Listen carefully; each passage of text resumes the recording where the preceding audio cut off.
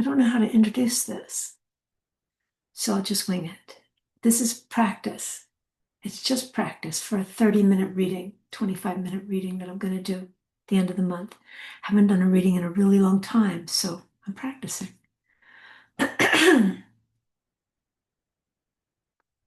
These pieces are from both Night Flights and my first book, Ashes in the Mill.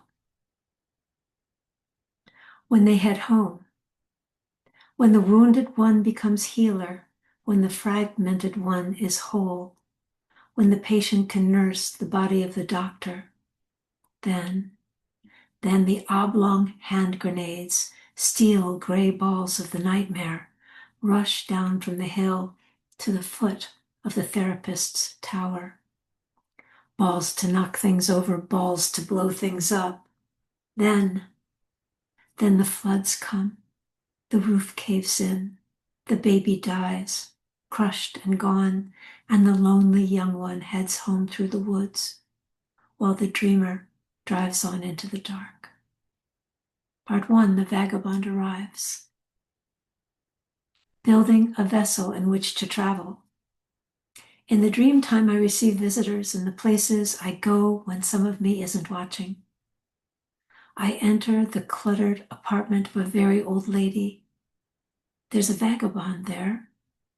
It's Samuel Beckett. He wears an enchanted ring, white ivory with a swirl of shocking red, the kind of hypnotic swirl you could follow to the center of the universe, if you were curious enough, and I am. So I follow the red down and down into its endless little core. Then I listen.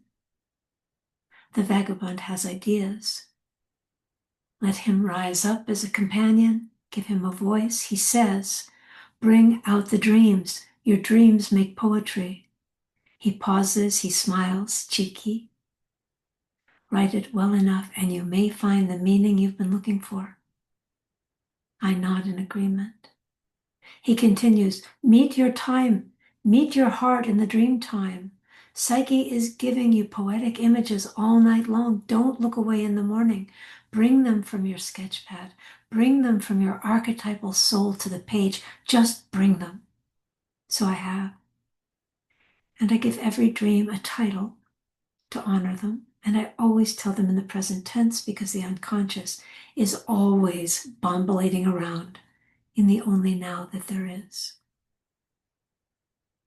Mom's backyard. It's dawn at my mother's house. I am up very early, looking out the sliding glass door in the dining room. I see a big yellow Land Mover entering stage left, tearing up the backyard as it careens around. I slide the door open, lean out. Our dog Maddie slips out the door and begins running. Then right behind the Land Mover appears a Palomino horse and a yellow lab. Golden bookends, sprinting joyfully across the backyard. Maddie dashes to run with them. The man in the Land Mover leans out of the cab and shouts to me, "I am here to unearth the troubles of this house. Your father, while well-intentioned, did not know how to raise daughters." No one raised him, I say. I think of his parents, agonized by pogroms, escaping likely death. How do you parent when you are trying to stay alive in America? How do you parent when you are trying to stay alive in America? The earth in the backyard is turned. What was buried is exposed to the sunlight. What was shameful can't bear the light of day. Let the ancestors out of the ground and breathe. Russian snow. I am traveling by plane, landing somewhere in Russia. The airport is blanketed in snow, huge white drifts with the moonlight glancing off them. I can't get anywhere in this weather. The airport is snowed in. I decide to leave. I board a plane to go somewhere else. I know I am visiting my Ukrainian ancestors who called themselves Russians because that was the language of the 1960s. There is this calling to turn and look back and see the agony they endured. Like many immigrants and their children, my grandmother never spoke of her home in Odessa, where Cossacks killed Jews in the streets. I have a photograph of my grandfather who died so young. He was a student at Kiev University, arrested for handing out pamphlets against the Tsar, exiled to a gulag. He escaped across Siberia, across Canada, landing in Brooklyn where he met my grandmother, who had come across the Atlantic through Ellis Island, though my historian sister cannot find any record of her. I lean back into the dream. It's not always poetry, but it's my life. Upended landscape and wild animals. I am at Kent Mill Elementary School where I attended grades 3 through 6. I am on the edge of the playground with friends, no faces that I recognize. I'm going to head home, I tell them. I begin walking toward the playground. Don't go that way, they chime.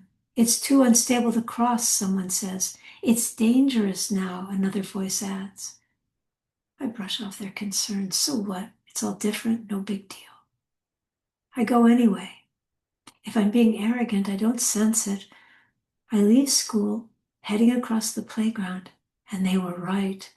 The landscape has been upended.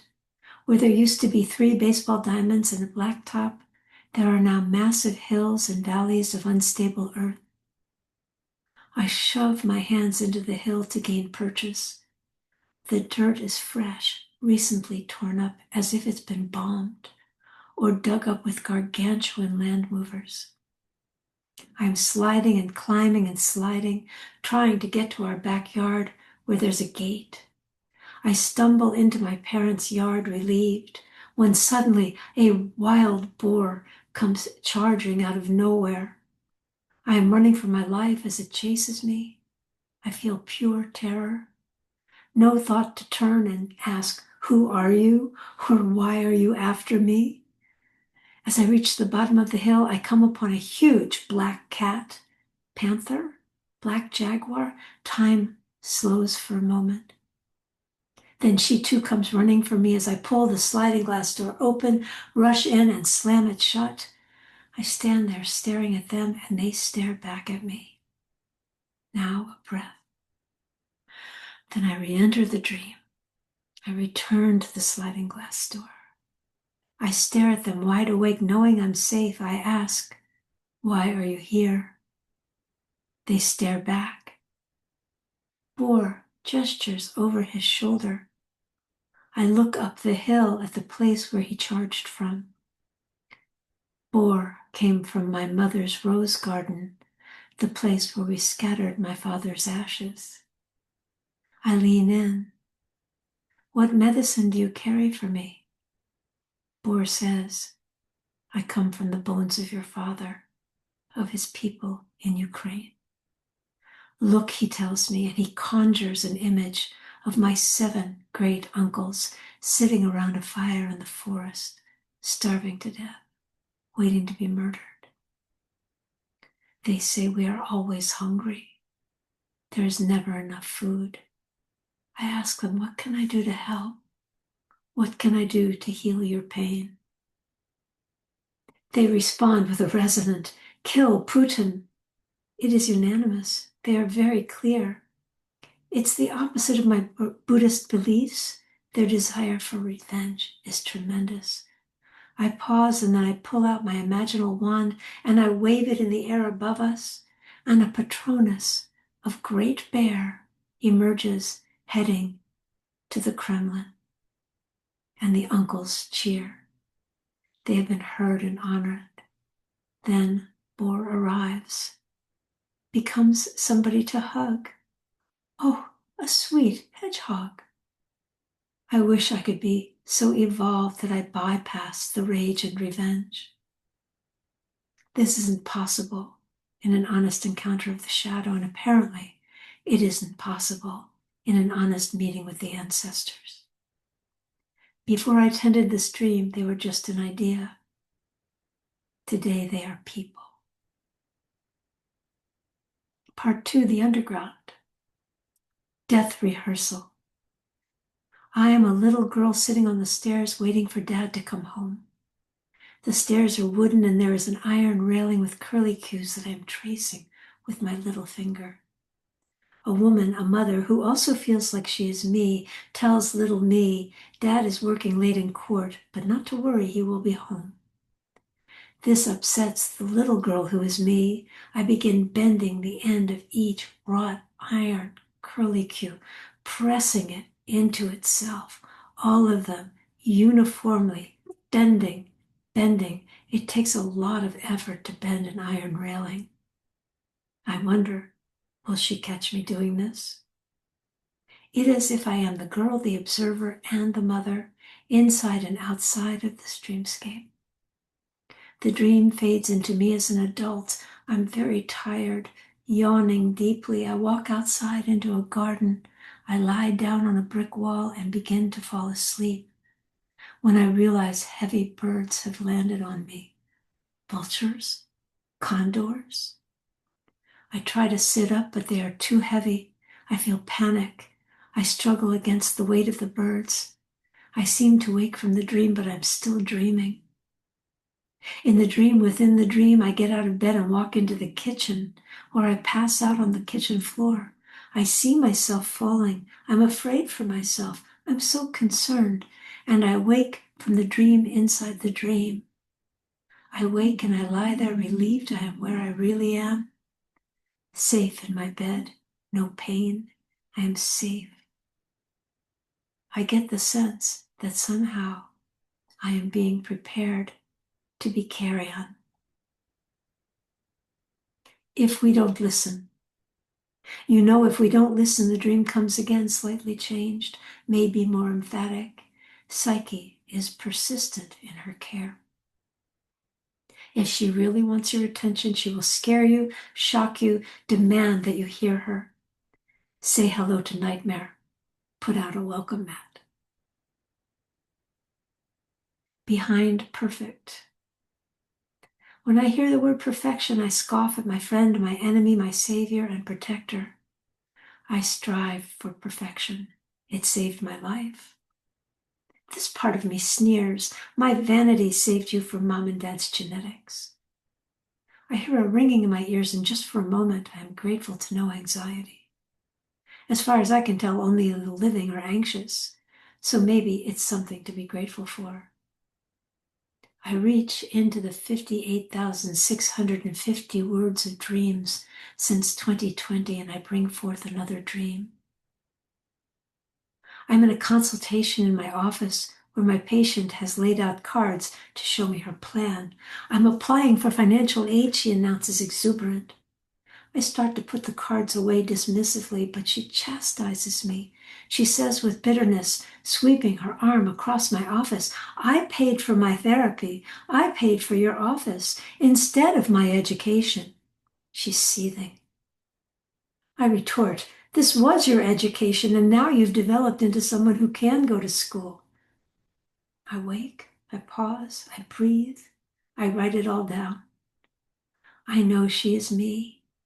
I know that I spent 5 years of therapy, peeled away just enough denial for me to return to college at 30, to return and recollect the pieces of me I had left behind. When I was a baby, when I was 8, when I was 12, 14, 19, 20. When I got lost in my gap decade, trying to outrun the pain and the damage that nobody understood.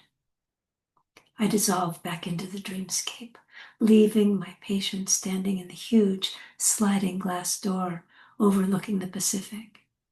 She stares out at the stone garden I have made. I go through the lobby to the bathroom, which has morphed into a large public bathroom, the rows of stalls, dull cinder block walls, steel doors, sort of industrial. My colleague is there washing her hands. I begin to tell her about the session, debriefing. When there's a whirring sound, an energy, it's revving, it's winding up. It is fierce, and bang, Satan blows out of a stall, rocking a slinky, sparkly silver dress like a 1920s flapper. I try to call out to my friend, but Satan pushes me into a private stall, and I wake up Startled, later I re-enter the dream. I ask, "So what's up with that, Satan?" "You miss Wilding," she tells me. "Find a workaround, would you please?" Someone may kill me. There's something to learn from a dream. I am in West Virginia near Harper's Ferry. The greenery speaks to the late spring lush mountains, new, full foliage in the trees. I am walking on this dirt road, communing with the landscape, so happy to feel at home here. My mother was a West Virginian. I am walking by a few scattered homes on my left when I see Helen's house up ahead. I'm trying to decide if I should stop, and I don't. I decide to walk past. I know she isn't there anyway. She died a couple of years ago. Her husband sees me from the front door and comes out. We follow the water as it leads us to a cave. As I see the entrance, I don't want to enter. I have this awful dread. I am afraid of Steve. If I go into the cavern, he's going to kill me. I wake before anything can happen. Later, I enter the cave, awake. I can feel safe in the reverie of exploration. My mom, the cave, the womb. I breathe in, I breathe out, listening to my body's stories. The water runs beside the path. I sit by the stream and begin to cry. In a few moments, I am wailing like a banshee with fear and grief. Steve turns into my father, who is very angry at life. I'm scared the rage will kill me. I cry and cry till I'm cried out. And then I say, my bucket is empty. There is nothing left to live for. This is almost a year into the pandemic.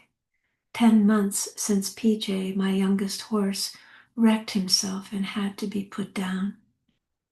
My grief is oceanic. A silver bucket appears. It's empty.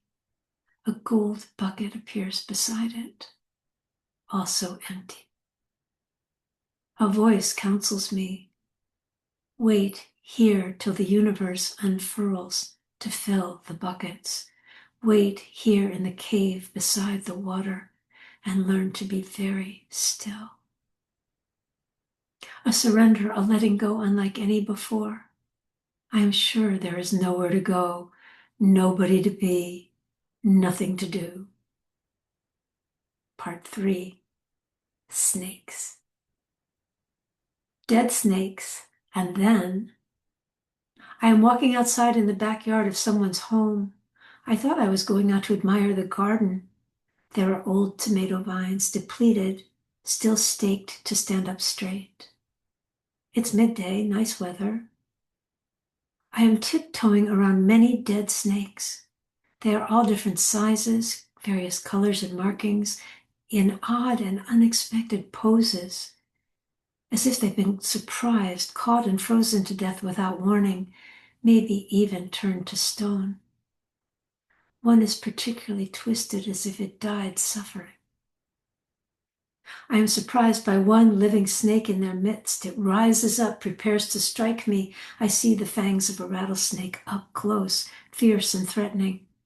I think to myself, never kick a snake, as I go ahead and try to kick it, and it strikes, piercing my leg.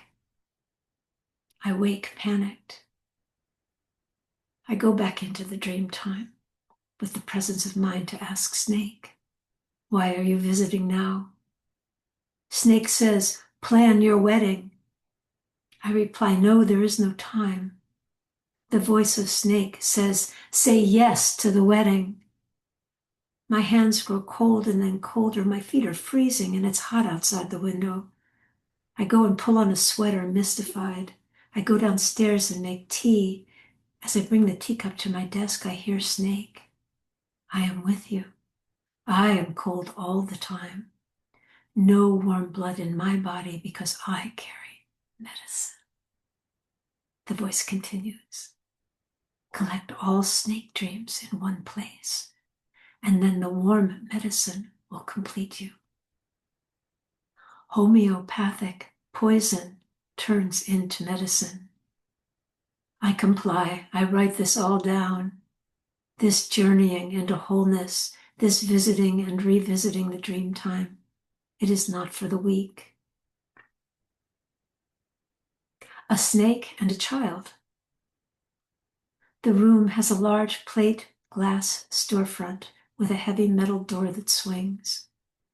Outside the window on the sidewalk is an incredibly large snake with magical, pale diamond markings.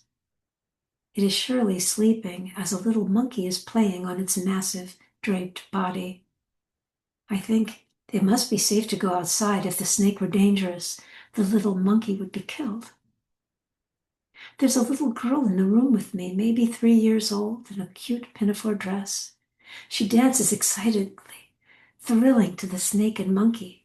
She toddles over to the door and pushes it open before I can stop her. Suddenly, the snake leaps. Its head, huge, begins to shove through a crack in the door.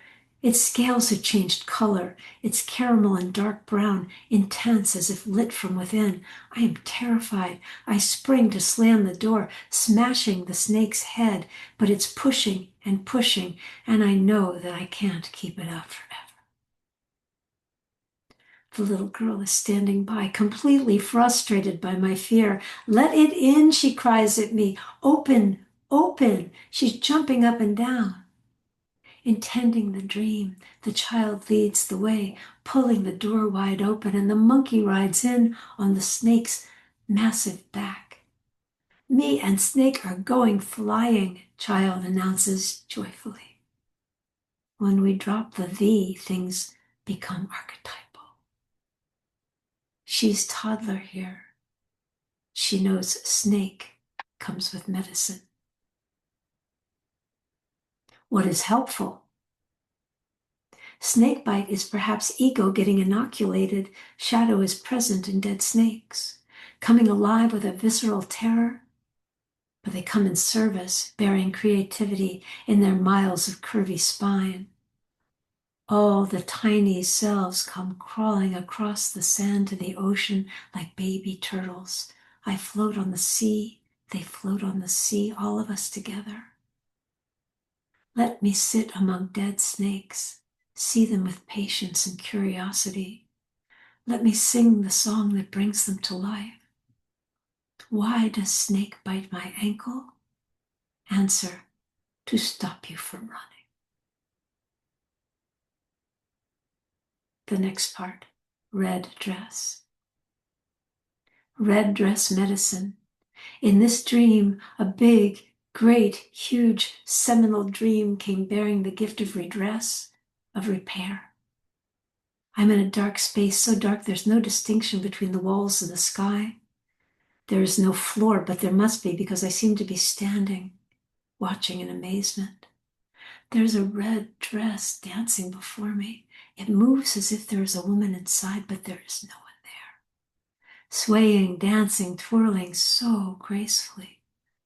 Such a magical grace. I am the witness.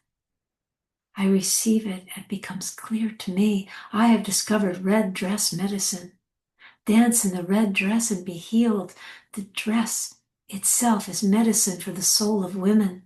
I am struck dumb but enlightened and delighted, overjoyed to be visited by this gift. After watching this dance for what feels like hours, I hear a woman's deep voice chanting, "Red dress medicine. Red dress medicine." She is emphatic. She wants me to understand, insisting I remember. She repeats loudly, her voice escalating, urgent. She's a teacher, urging me, "Wake up and write it down." I wake in the dark, exhausted but willing to remember, to write. While this woman's voice is still bombulating through me, I write red dress. In the morning, I go to my painting box, pull bright red and a brush, and make it something living. Redress, making something right. Something that was wrong is made right. Red dress memory. My mother had a dress of red chiffon. She wore it to go dancing with my father when I was little. That dress was magical, and when she twirled in it, I was bedazzled. My father would dance me around the living room, and I imagined that dress would someday be mine. I would place my feet atop his shoes, and he would take me in wide, waltzing circles till Mom whooshed in, a cloud of red swirls in Chanel number 5. Then they would dance while I tried to squeeze between them to be the filling in their cookie. As dress, the medicine is so alive. I want to repair something. I want to heal something. I go to learn about red. It's auspicious. The last stage of the alchemical process is the rubedo, the reddening. In Sufi, the dervishes twirl like the red dress, possessing himma, a prayer in motion. I tell this dream, and 2 other women say they too have dreamed the red dress dancing. Another tells me of the Canadian artist Jamie Black from the Métis tribe. She did an art installation, red dresses hanging from tree branches, each one honoring an indigenous woman who has gone missing or is believed dead and murdered. The artist said, "We put on the red dress and dance for those who can no longer dance." I begin to melt inside. I feel tears spring to my eyes. Waking up is coming home. Waking up is wondering, is all of life a dream? And when resistance ends, the wounds within us slowly fill themselves in from the inside out. Redress, repair, dance, come home.